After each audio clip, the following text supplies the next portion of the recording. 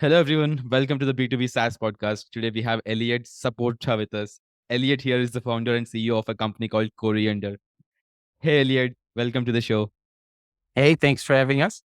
All right, Elliot. So let's get started and let's try to understand what your company and product does and why customers pay you money. Sure. So we're a payments-oriented user management platform. What does it mean? We're the backbone of different types of financial institutions, coming from payment service provider for card processing, alternative payment methods, all the way to fintechs, marketplaces who are looking to manage their onboarding process, user management, and everything on the financial element like subscription and payments, etc. All right. Looks like you mentioned a lot of things here. So I want to get a sense of, so maybe you can help us understand this way. So just pick one customer of yours or maybe a prominent customer of Sure. yours and just help me understand how they're using your product, right? That would be Fantastic. more easier. So Yeah.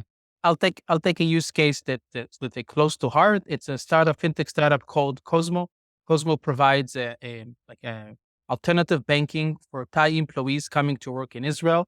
They provide them with a prepaid card issued by one of the local issuers. It's a Visa card connected to a mobile wallet, which is in essence their banking platform. The employers transfer the salaries into the application. Our platform manages the balances, transfers between users, the full onboarding, KYC, and all of the relationship between the employer and the employee using the app. And Cosmo as a startup uses us as the backend for their functionality. So they developed a very nice looking application, and every backend functionality, interfaces for the employers, everything is managed by our platform.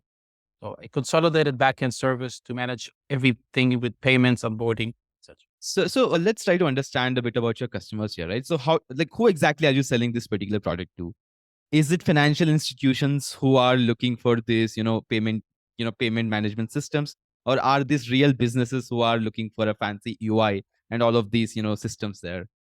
Okay, so it's less businesses. We're B2B to B, let's say B2B to C kind of a operation.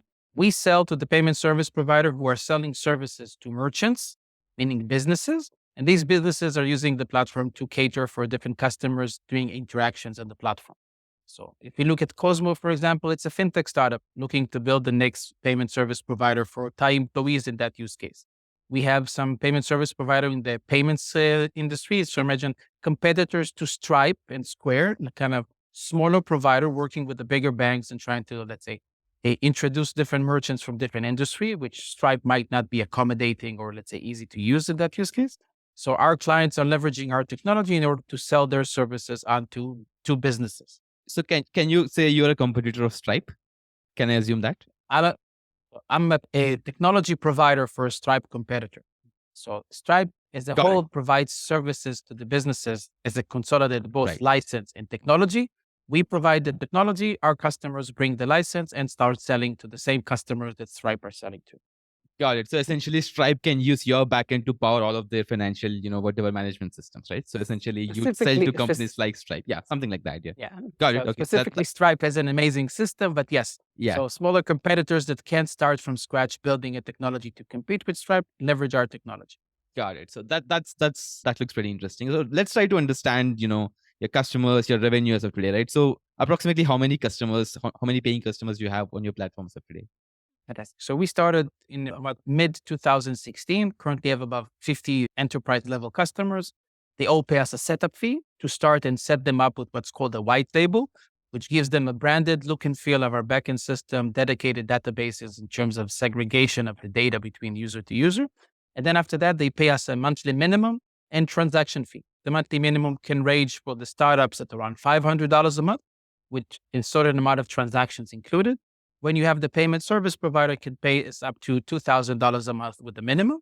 And we charge extra for different modules and functionalities such as card issuing, IBANs, and so on, which are add-ons to the plans. So we don't have free customers. We don't Got have a it. freemium plan. Got We it. only have paying customers to begin with. Right. So I want to understand how big these deals are, right? How big your customers, so how much do your customer typically pays you on an average? So what's that range looks like? Is it So $10,000? Is it $100,000? Is it $1 million a year? How in does that terms look of like? lifetime, it's different between the lifetime value and let's say specifically on I'm the talking yearly. about ACV, right? Something that they pay you on an annual basis, approximately. So it's around, an average customer, they will pay about $20,000 a year. So where were you, Mhm. 12 months before today? How many customers did you have? And 12 months before today, we were at about 35 paying customers. Got it. So you're growing at around, it's approximately 20-30% year on year, something like that. Yeah. Got it. All right. Yes, sir. So yeah, so let's go back to your 0 to 1 journey, right? I want to understand, right? So how did it all started? I mean, where did you get your first 5 customers from? Just talk about that story there. So my backstory, I started in payments in around 2011. So I already built the name, was doing conference scenes as speaker, panelist, etc. For companies I either was the COO of or consulting to different fintech startups in the US, South Africa, and here in Israel. And then there was an opportunity to pivot from being an operator of a payment service provider to become a provider to other service provider with the technology we built. And that way we kind of shifted. So when we got the word out that we're ready to go and we have a technology to compete and to facilitate, it came with a combination of the services we knew how to bring as consultants. And on the other hand, giving a technology that came from not as a developers building a system, but rather as operators building a technology to serve other platforms in the process. So you had a consultancy company before that. Is that what you're saying? I was the consultant. I And was doing the consultancy. And then when I shifted gears from being a consultant to a service provider, people leveraged from getting both technology and advice in one package when we started the company. got it. All right. So I want to sort of deep dive and understand how you exactly got these customers. I know you've been in that space, so you must have, you must have those warm leads out there, right? A lot of people Right. must have known you, right? But talk about that journey. How did you manage to convince them to use your platform? How difficult it was? Like, how did it all span out during those first 5 So customers? if you look at the first lead that came in, so at the beginning it was, and up until now, if you search us online, you wouldn't find marketing campaigns. You mainly find, let's say, we are growing, but it's more word of mouth. We've been a very wide and extensive affiliate network of other payment consultants that got to know the system. And we pay a very handsome referral fee for everybody that refer a paying customer to us. And given the fact all customers are paying, it's easier in terms of conversion. Mhm. And I think when we show it's a combination between the product itself and our understanding of the market and the fact that if we are the one providing the service, you get the personal attention. And to start with, I started the company myself with a freelance developer working part-time, but with already a working system. So the fact that they got the, face-to-face treatment from the CEO of the company, even though there wasn't many people behind me, gave them the extra attention they needed. Mhm. And then one client brought another, one of them went to a conference, talked about his system, showed a bit, someone else called us, and kind of grew from there. And I think very quickly, about I think 3 months, we already were at 5 paying customers. We had from Malta, from Hong Kong, and from the US, 2 customers. So imagine complete different territories, just happened to meet each other in a conference and all referred one to another. Got it. And now let's come back, right? Let's come back to today, right? So you mentioned you've gained around 15 customers in the past 1 year. Right? So where are these customers coming from in terms of top of funnel lead generation? How exactly are they discovering you? And have you been doing any marketing or something like that? So what exactly is working for you? So in terms, if we look at analyze the marketing that we are doing, it's mainly the conference scene, being speakers or getting the foot on the ground. We haven't done any booths for that sake. It's more walking around the conferences itself and meeting people throughout those networking events, etc., which proven itself, and really building a stronger relationship with the current affiliates that we have on the network. Eh, It's a lot of the leads that we got throughout the years came from the actual service providers we integrated to. Because as the provider, technology provider for our customers, we integrate to a lot of third parties. We aggregate a lot of connectivity. And these providers usually don't want to have a lot of platforms connected to them. So once they have a platform of choice or someone they can trust in terms of the integration, they refer to that seller, say, you want to integrate to us, use this and this platform in order to do so. And that's proven itself. And what we can see in the last year that the type of customer in terms of customer profile has grown. We now have 2 NASDAQ listed companies as clients. We have some unicorns that are using our platform, which we've never thought at the beginning that we get that type of exposure. Mhm. But it all came from, an acquaintance during a conference. It came from there. And then one thing led to another. Surprisingly enough, you would say, okay, if you're doing it from conferences, how did COVID, let's say the period of time when we were actually working from home, baking cookies with the kids, but that actually got a lot of people talking behind the scenes and people that you used to meet in conferences suddenly hitting you up on LinkedIn and what's going on, and then kind of encouraging more work because everybody was looking for workarounds in Mhm. terms of how to build their business. So Uh, that's kind of proved it itself. All right. So you've mainly mentioned three things, right? You talked about your affiliate network. You talked about, existing customers and service providers, referring you, and you talked about, you doing conferencing and, doing that networking, right? Let's pick, for example, conferencing, right? I mean, I just want to pick your brain and understand how exactly do you view this channel as? I mean, how exactly do you calculate your ROI? Do you go to every conference and how exactly do you say, hey, it worked for me here? Right? Because it's pretty hard to put a number on it, right? So, okay, I went to this Yeah. conference, I ended up converting 10 leads, now I got two customers. Is it that simple, or what exactly is your strategy here with respect to So going to conferences and all? I think we analyzed let's say the traffic that's come to the conference and what kind of channels do you have to meet there. So if a conference is mainly, I think, for example, only lectures, that's not the type of then conference that we'll push to go to. Yes, if being at that conference gets us a speaking engagement, fantastic, because you can leverage the video coming from that conference and later on proving yourself as, and let's say an expert in the field that's kind of brings traffic on its own, the YouTube videos and then doing the social work, a couple of LinkedIn campaigns, etc. But if you look at let's say, more where the type of service provider working with the target audience are, because meaning theirs, meaning merchants, etc. When we go there and mingling between the service provider, they're paying for the booths, and you'll be surprised at how many of them are looking for other technology in order to incorporate in it. So the bigger the conference and the bigger the audience coming in, the higher the potential to meet potential affiliates or potential clients in it. And the fact that in ROI and in my count, if I go to a conference and I close one paying customer, that's fantastic because I've covered the expense of the traffic. But if I came back with about 5 new affiliates that can bring more merchants within a period of 1 quarter, that conference will convert about 5x around that, because every affiliate will try to refer 2 or 3 potential customers and will close at the 30% of what that affiliate brings in. So it's good conversion on that point. So we look at conferences. We definitely Sure. don't go to So any conference. Yeah. So let's try to quantify this, right? So approximately how many conferences did you attend in the past 12 months? In the last 12 months, I've been to 6.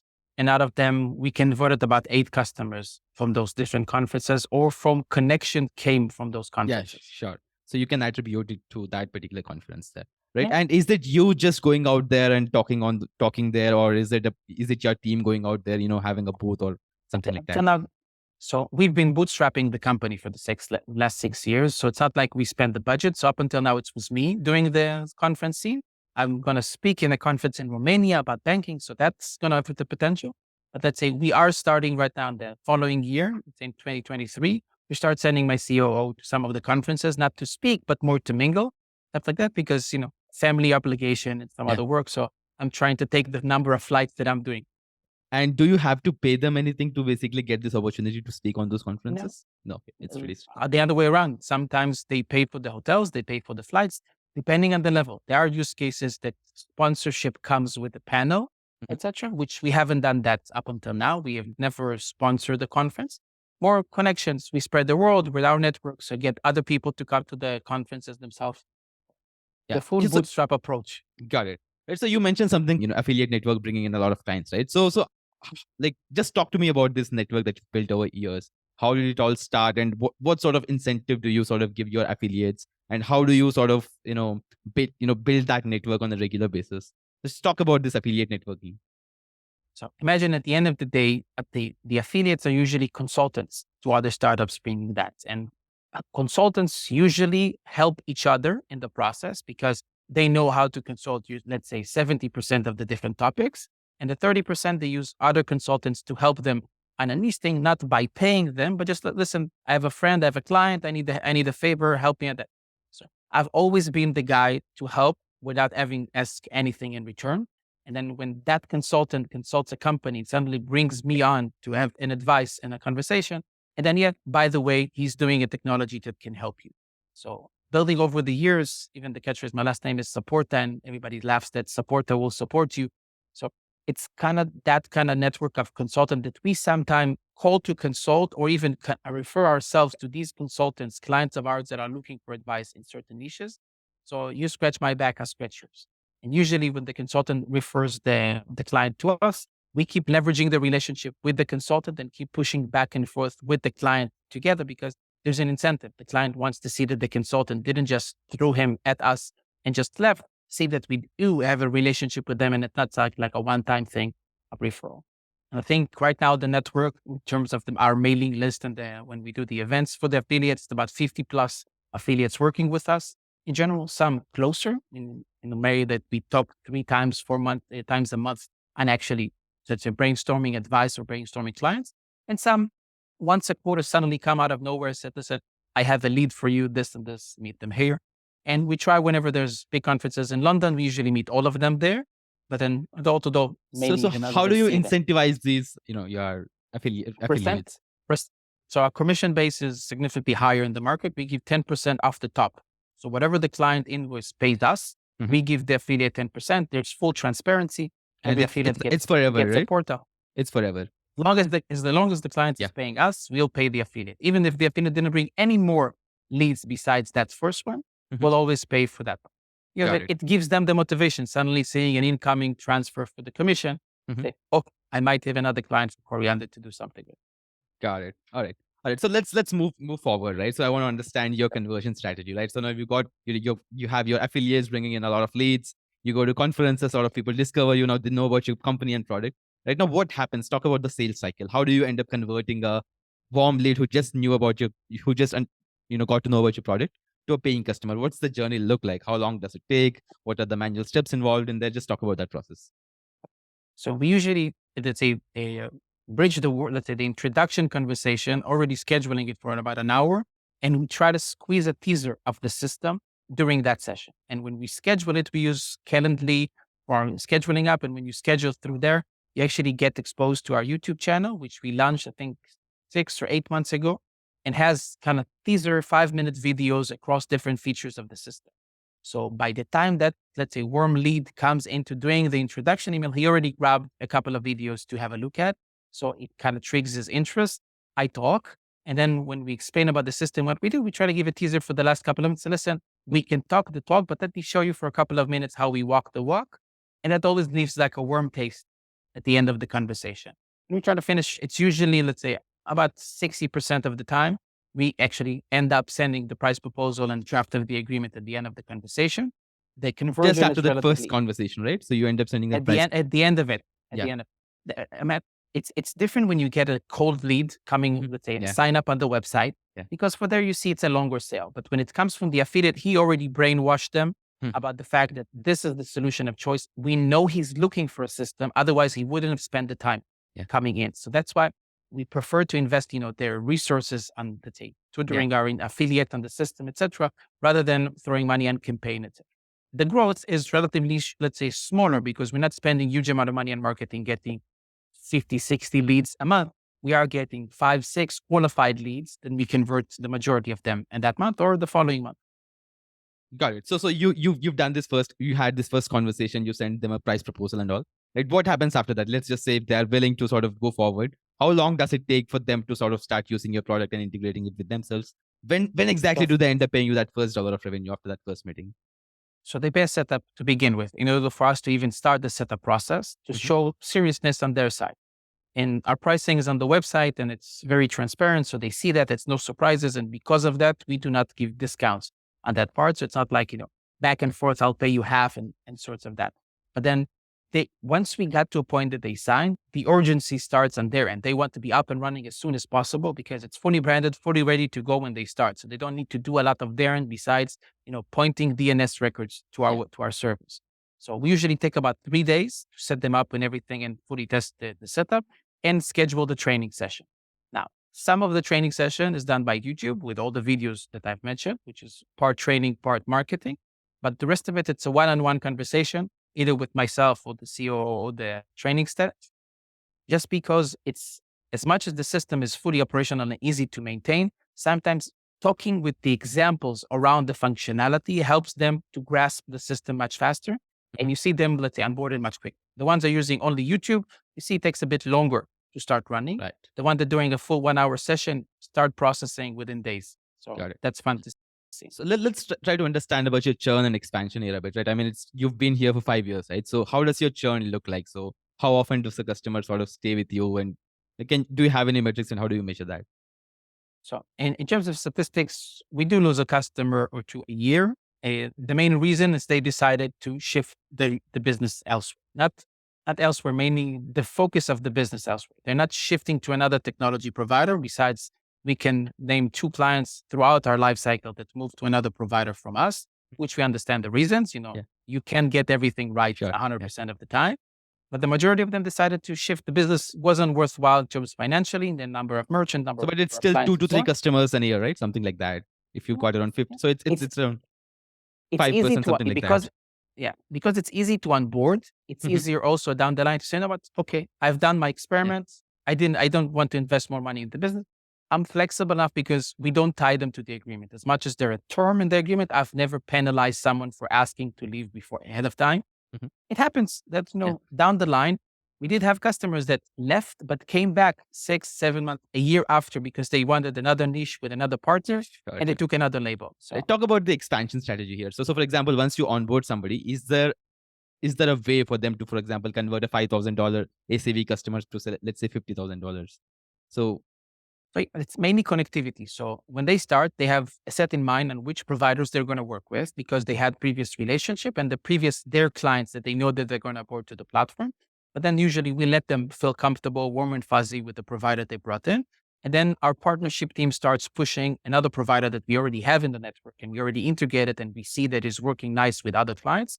And those introductions help them to expand the business. So we encourage them to find other providers, not to put all the eggs in one basket and work with one main provider, but to start allocating resources and distribute the merchants between different providers.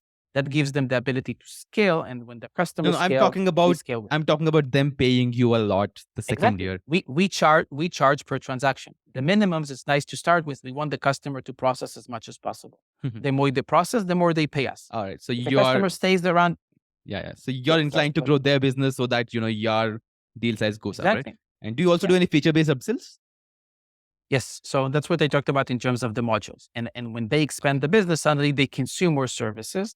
The main focus as we see in the product-led growth is the fact that we provide paid features that we charge our client once and give him the tool to charge each and every sub-client of his on each one of those. So they can actually pay us $100 a month, but sell it for 1,000, 5,000, depending on their pricing. And they're fully flexible to do whatever they want. And who exactly in your team does this part, right? Is there a customer success team who's regularly interacting with the customer and sort of pushing them It's for? it's the it's the account managers who are doing, let's say, both support and doing the upsell. Even with the size of the team and the way that we operate, because it's still a skeleton team in general, but we've automated a lot of the work processes, so we don't have to have a large team at this point.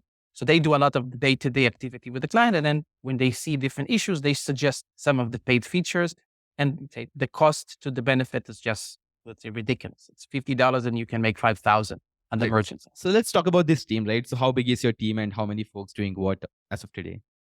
Yeah. So we currently are 12 people on the staff, etc. 6 development team and 6 support and let's say sales on that part. So pretty Support and much sales. 50-50. So you mentioned something, right? So you mentioned you sort of work with around 5 or 6, qualified leads per month, right? So do you also work with, cold leads in that sense, right? So do you have any cold leads coming in, right? So how does that, funnel look like? So because I'm The maj- assuming you need to put in a lot of effort to sort of nurture them and convert them. There, the sales cycle could be much longer than it is yeah. in this case. So do you have any personnel actually sort of dealing with all those cold leads and maybe AEs or somebody like that? Yeah. Or do you So just ignore them? What happens there? Just no, talk no, about that. God forbid. We don't ignore anyone. So we do have the incoming leads that are coming either from the small campaigns we're doing on the social networks, but not really paid campaign, but just, Mhm. organic. Apart, so we have a girl on the team that handles the partnerships. She handles all the incoming and outreach as well, because there are list of registered service providers that we can target that are either using other technical providers or only referral agent for some of the banks we work with. Mhm. So we are right now helping them grow from just being a referral agent themselves to suddenly have technology with us and then helping them grow their business. So we do a lot of outreach for But those is it kind of just lists. one person doing all of this, handling? She, Okay. she handles everything coming in, and then the actual sales, it's still me handling within the team. All right. And then how So, does the conversion look like for this particular funnel where a cold lead sort of discovers you and you so manage? that's obviously the conversion is lower coming from the affiliate, but I think it stands about the 20%, 10 to 20% conversion on the cold leads coming in. It Got it. takes longer. So if, let's say, a qualified lead can take up to, let's say, 2, 3 weeks to close, let's say cold lead might take a month or 2 to close because it wasn't in their focus. The qualified lead comes, they're already warm. We know that they're searching for a solution. It's just finding the right one and finalizing. Well, leads might not have even thought about changing a technology provider, and suddenly we come with the idea. So it might take long. Got it. So talk about the future here, right? So so it looks like you are around $1 or $2 million in terms of ARR. But how exactly are you going to scale that to, let's say, $10 million? What exactly is going to happen from now on? So we're expanding territories and expanding different verticals. So when we started the company to begin with, we were focused on one vertical, which was payment processing. And now when you see embedded finance and other, let's say, terminology in the business, Yeah. just doing payment processing isn't enough. So we accommodate as a backend system payment processing, card issuing for the prepaid cards and closed loop prepaids and loyalty cards. And we do the virtual IBANs, which is connecting to the banking. Mhm. So we aggregate a lot of service provider for banking infrastructure, card issuing, and the payment processing. So we do see the vertical for banking growing significantly in the last 12 months. We do see the processing growing steadily in the same rate that it was before. And then once we expanded the different verticals, we started expanding territory-wise in terms of the affiliate networks that we built. We were mainly focused to begin with in the European side of the world. And now we're starting expanding the network in the US, which we started getting a lot of more traction there. And specifically within Europe, we're start thinking about going to specific conferences in specific territories when we analyze the competition there. So we have started to find an affiliate that serves as the sales agent in a territory with a big, let's say, warmer relationship, not just the 10%, but 20, which will actually be the brand ambassador per territory. So Right. that approach stays the same. If he doesn't convert, we don't pay anything. So it's not like paying a salary. But Yeah. that's we just give him So higher incentive. what exactly do these affiliates do on a regular basis? Are they simple consultants? Usually, some of them are doing affiliation as a business, meaning Mhm. they refer different types of, let's say, consult to different types of clients, but to different types of, let's say, service providers. Mhm. Some are very niched. So they either are responsible to bring, let's say, processing accounts to different banks or to different merchants, and suddenly someone like us comes along. So it kind of ties things together. But a lot of them just doing that as a day to day and make enough money, let's say, from the referrals from previous businesses, to make it month over month and growing and growing. Got it. And one last question. Are you completely bootstrapped as of today? Yes, we had one investor to begin with, and then we paid him out about a year ago. So That's amazing. we Yeah. we went to complete from small investors, let's say, not even a seed. So under the friends and family category way back. And then there was an opportunity to give them the interest and everything else and pay them out, which we've done over a year ago. And now we're 100%, let's say, employee owned. All right. So what's the vision here? Are you going to scale it to, let's say, $5 or $10 million, and are you going to sell this company off, or are you going to what exactly is the vision here? If I'm looking at the potential thing, there is either being acquired by another company or merged into a bigger company to do something bigger. Our plan down the line is to get licenses ourselves, financial licenses to provide additional services, such as, the technology comes with the license altogether as a package and it's much more impact than just providing the technology. And for that, you have two approaches. Either get the license, raise money from investors in order to take the license, but getting a license takes about a year worth of work, logistics and everything and bureaucracy, or to merge with a company that already has the licenses together and to come as a stronger, bigger entity on that one, which we had several discussion over the years, but when the time comes, we'll make the right Yeah. decision. All right, Elliot. Thanks for taking the time to talk to me. Hope you scale Thank you. your Coriunder to much, much greater heights. Thank you, my friend. I appreciate it.